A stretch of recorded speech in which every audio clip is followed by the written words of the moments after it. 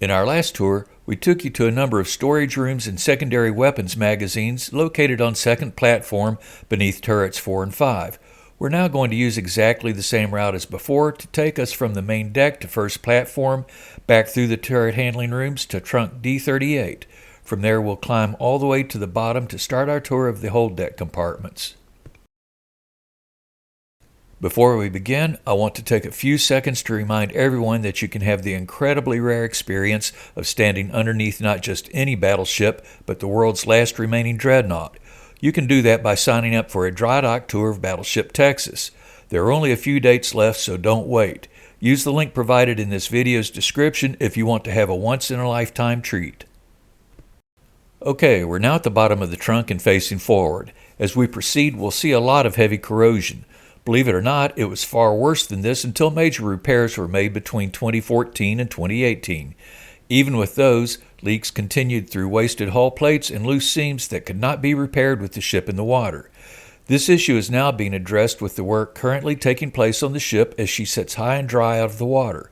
Once complete, she'll be in better watertight condition than she was even during her active service career in World War II. With a tight hull, these spaces can be kept dry and stabilized until restorations can be made as funding becomes available.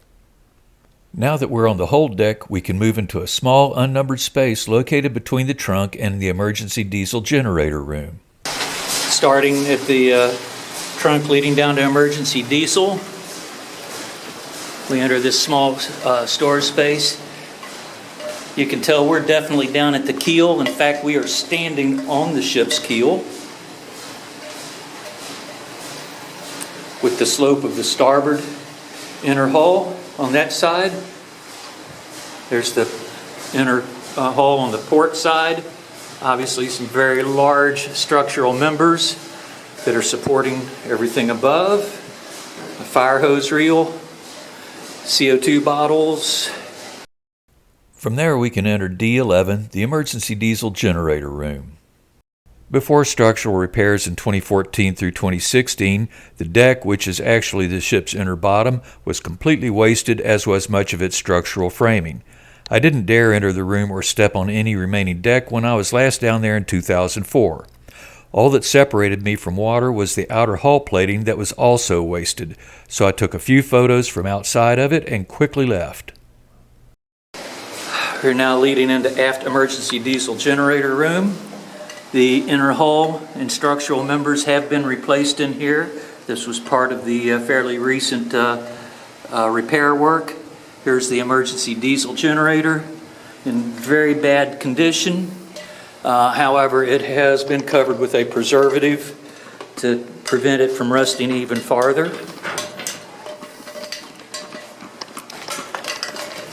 Ahead is the power distribution board for it.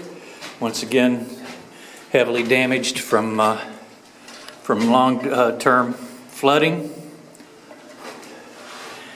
Here's the starboard side. These would have been a battery charger for the starting batteries.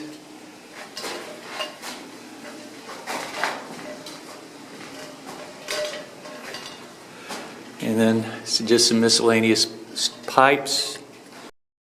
A very handy watertight door was installed in the forward bulkhead of the generator room around 2016 that creates a big shortcut to forward compartments and eliminates easily 15 minutes of climbing and walking.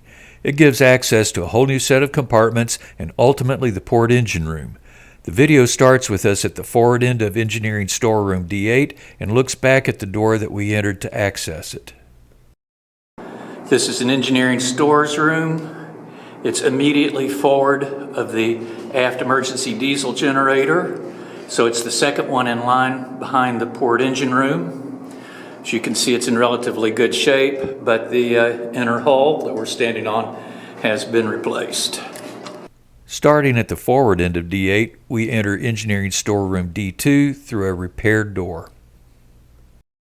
I'm in the engineering space immediately after port engine room. Looking aft, you can see there's a new watertight door, new inner hull structure, panning around, now looking aft against some large structural members at the front, or at the rear rather, storage racks, and then a short set of steps leading to the hatch or door that enters the engine room. We now step out of D2 onto the lower grate level of the port engine room, where we make an immediate U-turn and go through a door next to the one we just used. It takes us into compartment D4, the port shaft alley that contains the propeller shaft that extends back from the engine. Unfortunately, I have only still photos for the two shaft alleys, so I'll have to use a slideshow mode to show them to you. The first photo is standing in the forward third of the room looking to the front. The propeller shaft is to the right, and you can see where it enters a stuffing box that seals the opening around it as it penetrates the bulkhead. When looking at it in the engine room, the shaft is fully enclosed on that side, and it immediately enters the engine thrust bearing, which is that big red enclosure. The bearing has been described in other videos, and it serves a critical function. It's at this point that thrust forces created in the shaft by the propeller are transferred through the bearing into the ship's hull to propel the ship. Without the bearing, the forces would push the shaft like a giant spear into the engine and wreck it. Back in the shaft alley, we can see another interesting little item, the small box that sits on top of the shaft. You can see that extending out of the box is a small shaft and gear that meshes with a much larger ring gear on the prop shaft. That is the mechanical transducer that runs the port engine's electrical tachometer. Turning around, we can look aft. From there, we can see a large bearing that supports the shaft along with a small bilge pump sitting to its side. Notice how the deck is sloped to match the curve of the hull. Looking at it closely, you can see that it's welded construction, that it's only a few years old. That's the inner hull of the ship that serves as a deck and also the top of emergency fuel oil tanks layered between it and the outer hull. It had corroded and failed, requiring its complete replacement during repairs in 2014 through 2016. When we walk further aft, we can see that the propeller shaft stops. It is here that it was unbolted at that flange, and the remaining 120 feet of shaft and the propeller were removed by the Navy when Texas was prepared for donation in 1948. You can see a rusty patch on the bulkhead to the left of the door that was welded into place after the shaft was removed to complete the work. Let's use that back door in the shaft alley to enter compartment D10, a much smaller compartment that served as a protective void. There was once a stuffing box that sealed the opening in its aft bulkhead through which the prop shaft penetrated. On the other side was a fuel tank. This much smaller room acted as a cofferdam to stop the oil from entering the larger shaft alley if a leak formed in the stuffing box. We are now looking into D10, which is a very small subdivision of the port engine shaft alley with D4. As you can see, the shaft was removed. The aft bulkhead was laid over during decommissioning. Inside we do have basically it's a big saddle block for the prop shaft just sitting loose.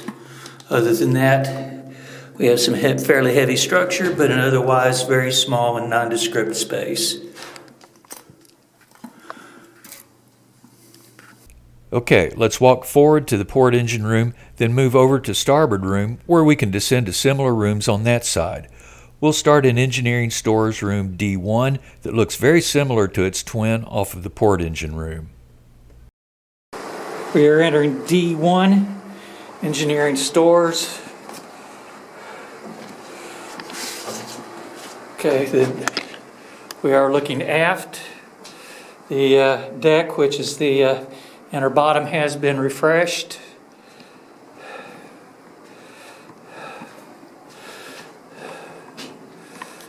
Did you notice the large bundle of wiring on the cable tray at the overhead?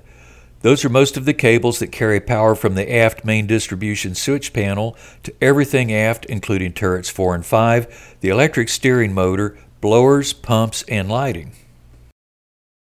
Let's make a quick trip through a manhole at the forward end of the space. We've been there before in a previous video, but let's do it again since we're looking at it from a different perspective. This is C-17, a wiring passage through which all of the ship's wiring travels that serves locations aft of the aft electrical distribution switchboard. Okay, I'm at the aft end of wiring passage C-17 and walking forward through its length. There's actually pretty good air moving through here.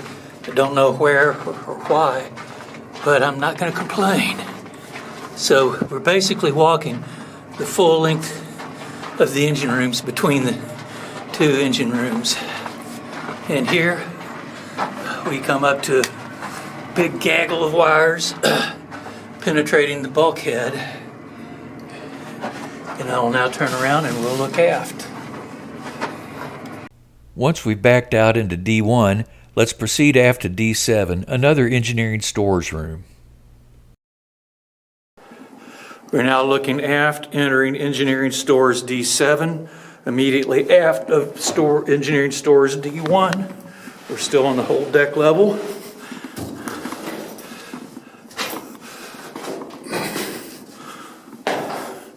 So we walk aft, we can see that there's really not much worth noting in here. Okay, I'm going to turn around and face forward. As you can see, the deck, which is the inner bottom, is very heavily tilted here. We do have a manhole cover leading down into a tank at the forward end of the room.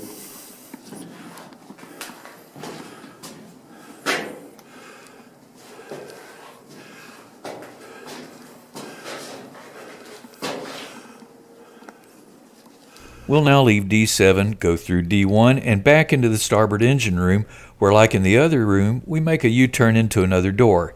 It's there that we enter D3, the starboard shaft alley that looks much like the one on port side. Again, there's no video, but we do have a few still frames. For the most part, it's a mirror image of the port shaft alley. It also has a small bilge pump, but it also has an electric fire pump that can either tie into the fire main or be used to directly fight fires or feed foam generators located in the engine rooms. Aft of D3 is our last stop, shaft alley D9. Like its twin on the other side, it's served to isolate and contain any oil that may leak through the prop shaft stuffing box from the adjoining fuel tank to prevent it from entering the forward shaft alley. We are now entering compartment D9, which is whole deck level, immediately aft of the major shaft alley for the starboard engine room. It is a continuation of the room. You can see the back wall where it was blanked off. The prop shaft came through here. There is a clamp that apparently went around it. We also have one of the saddle bearings for the prop shaft just sitting loose on the deck. As you can see, very, very small compartment. The bottom has been completely restored.